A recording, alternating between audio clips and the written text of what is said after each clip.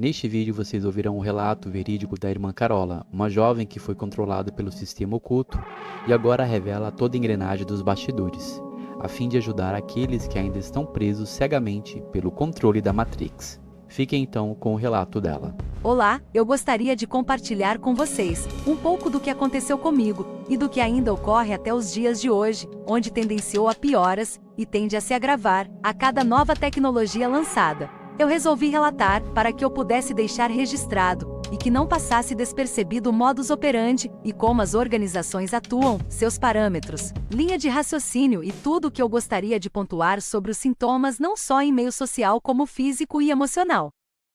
Meu nome é Carola, sou do interior de São Paulo, atuando na área da tecnologia de informação, fisgada pelo sistema desde 1992. Minha história de vida é muito longa e repleta de muitos detalhes, assim como são as histórias de outras vítimas que também passam pelo mesmo. Nossa jornada é diferenciada e repleta de percalços psíquicos, físicos e mentais.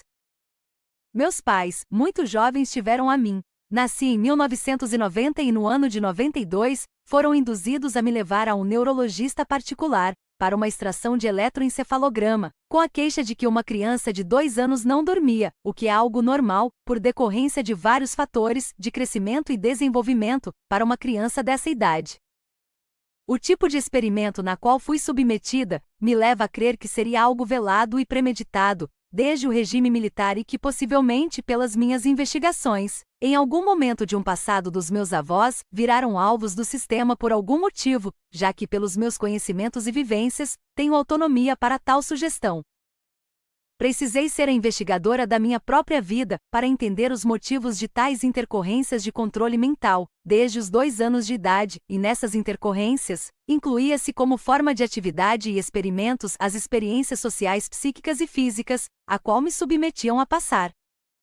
Desde memórias muito vívidas após a extração de eletroencefalograma, a acontecimentos tidos como cartazes, principalmente as visuais, que são dignas de não serem jamais esquecidas, porém também há exclusões de memória de acontecimentos felizes, como em momentos de algumas datas comemorativas e dias tranquilos. Aos 4 anos, sofri o primeiro abuso por um inquilino. Me lembro exatamente do rosto dele e como tudo aconteceu, não me forçou a tocá-lo, mas havia me perguntado se eu queria fazer o que ele queria que eu fizesse. Me segurou para olhá-lo. Na época, eu me lembro de no mesmo momento em que minha mãe me chamava para ir embora, saí correndo dando graças, e contei a ela e a minha avó sobre o que havia acabado de acontecer. Talvez pensaram ser uma mentira, contada por uma criança de 4 anos.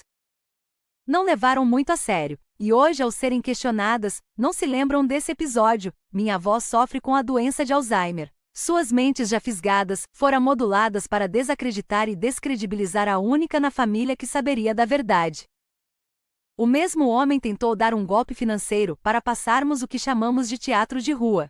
A sorte de não pararmos em uma delegacia foi de antecipar o que se havia presumido que acontecesse. Esse seria mais um dos modos que cito, de como a máfia gangstalking opera quando são pagos e guiados por seus mandantes.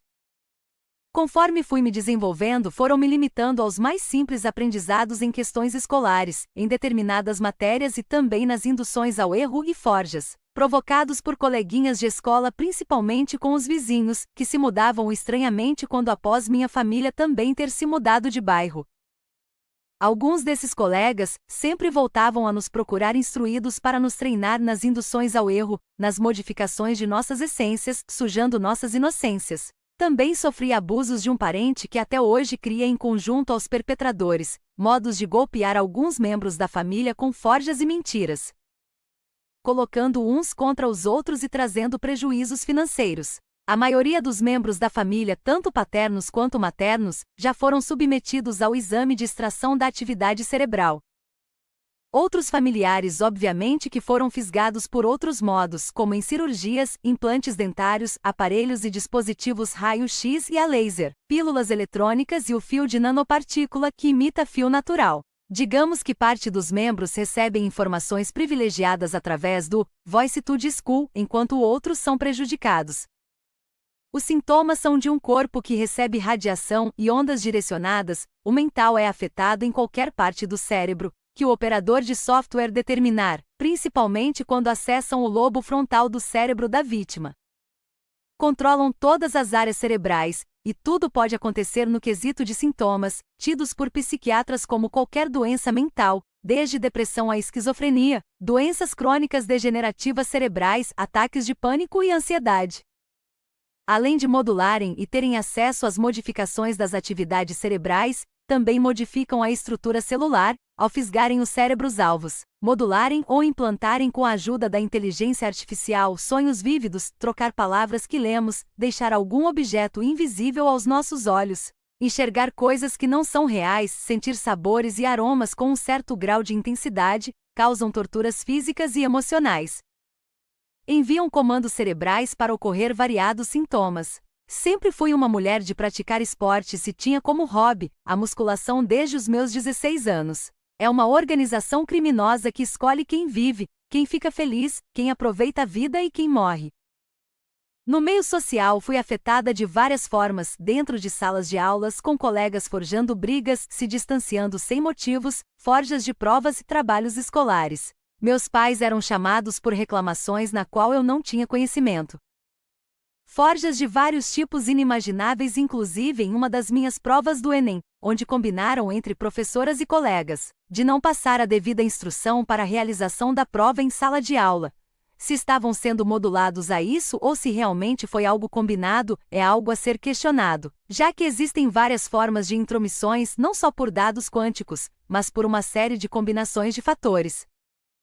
Somente a minha redação foi reprovada, por eu não ter recebido instruções sobre os temas obrigatórios, sendo eu, uma aluna que sempre fez tudo conforme mandavam, e sempre gostei muito de escrever. Minhas redações recebiam boas notas, e os professores reconheciam meus trabalhos, mas não eram especificados e registrados. Mais forjas entre os colegas, confusões e teatros, e por falar em teatro, coincidentemente o nome escolhido para um dos grupos de teatro situado em minha cidade, foi eu quem trouxe a sugestão e mal fui contemplada quando escolhido. O tratamento é uma das maneiras que nos atingem, roubando nossas criatividades, nos usando e nos jogando ao relento. Relacionamentos forjados, amizades corrompidas, familiares que se uniram a essas máfias sem escrúpulos, misericórdia e precedentes. E aproveitando o ensejo referente às coincidências, muitas delas ocorreram e ocorrem até hoje em vários âmbitos. Até nos fazem olhar para o relógio em horas iguais, para nos confundir e nos fazer acreditar em uma sincronia mística e espiritual que não existe. Quero deixar claro que não me refiro à fé e a nenhuma crença que seguem ou carregam. A fé sempre será a minha ligação com Deus, a justiça e a salvação que peço para mim e minha família, mesmo que eles não acreditem estarem sendo alvos de forjas e mau agouro em todos os âmbitos de vida, e quererem para mim o melhor, sendo para mim o pior por não enxergarem as falcatruas de um sistema sujo que nos acomete. Infelizmente são milhares envolvidos nesse esquema satânico sem precedentes e sem consentimentos. Afirmo que essa máfia escolhem famílias inteiras e toda uma sociedade como alvo, principalmente aquelas que são desprovidas de diálogo e recursos financeiros, pois não terão para onde correr, e para quem.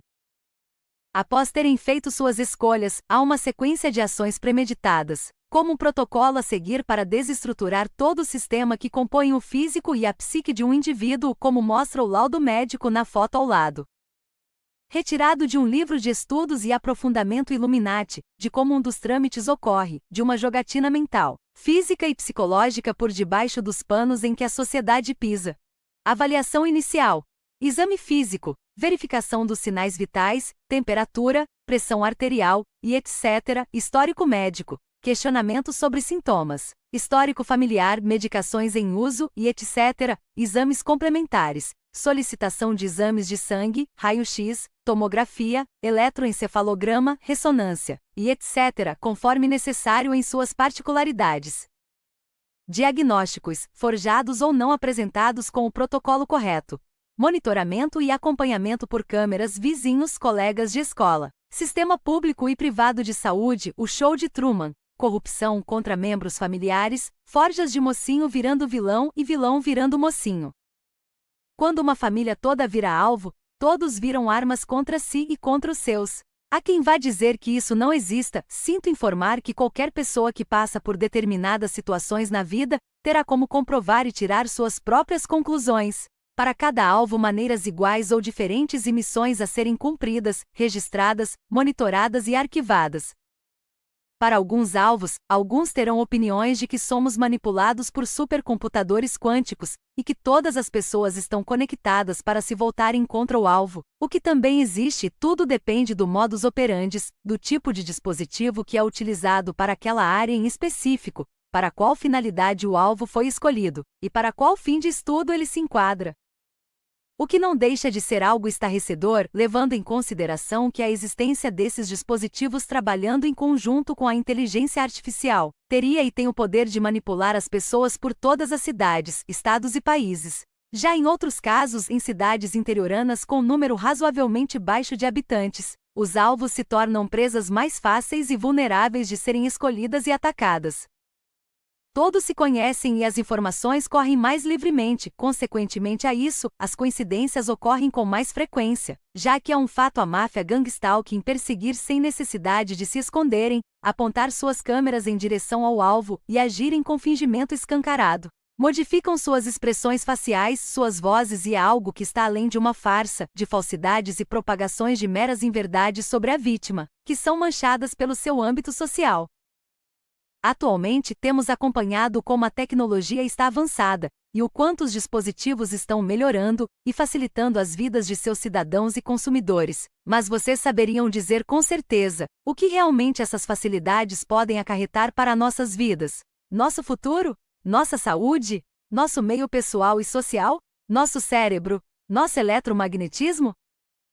A revelação da existência de armas psicotrônicas e projetos em oculto é crucial para a humanidade. É um convite à reflexão profunda sobre a ética da tecnologia, o poder dos governos e corporações, que há décadas estão nessa prática nazista de um regime militar, e a nossa própria responsabilidade como cidadãos. Diante da ameaça à nossa liberdade e autonomia, não podemos permanecer passivos. Precisamos nos unir, exigir transparência, promover o debate público, fortalecer a legislação, apoiar a pesquisa independente, cultivar a consciência crítica, fazer nossas pesquisas, procurar informações. E que não esqueçamos que conhecimento é poder. A ação coletiva é essencial para a mudança. A liberdade e a autonomia são valores inegociáveis e que o futuro está em nossas mãos. Ficção foi um nome inventado para esconder a verdadeira realidade. As palavras tecidas em histórias fantasiosas eram, na verdade, um mapa secreto para a verdade, um guia para navegarmos pelas sombras da ignorância.